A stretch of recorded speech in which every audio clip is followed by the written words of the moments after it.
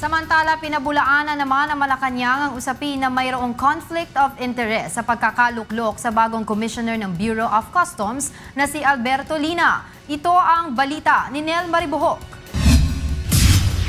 Walang conflict of interest sa pagkakatalaga kay Bureau of Customs Commissioner Alberto Lina. Ito ang pahayag ng Malacanang sa sinabi ng mga kritiko na ang pagkakatalaga kay Lina ay may conflict of interest dahil sa stakeholder siya ng Air 21 na isang logistics company. Mr. Lina or Commissioner Lina is in the process of divesting his interests in his brokerage company to erase any apparent conflict of interest by virtue of his appointment.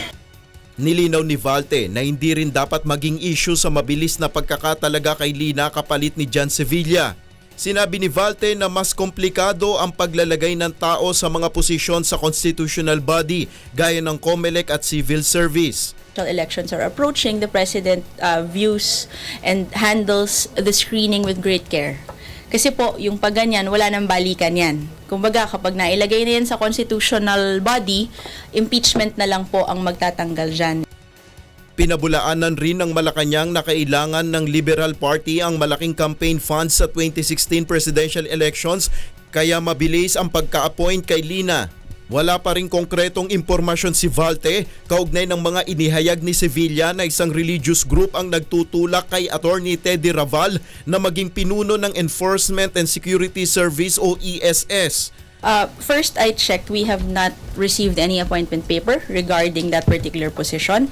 And second, we do not have any knowledge or at least the background of what former Commissioner Sevilla intimated in the interviews that he gave after he tendered his resignation.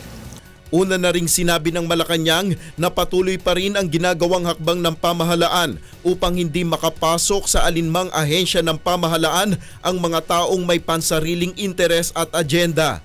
Nel Maribuhok, UNTV News Worldwide.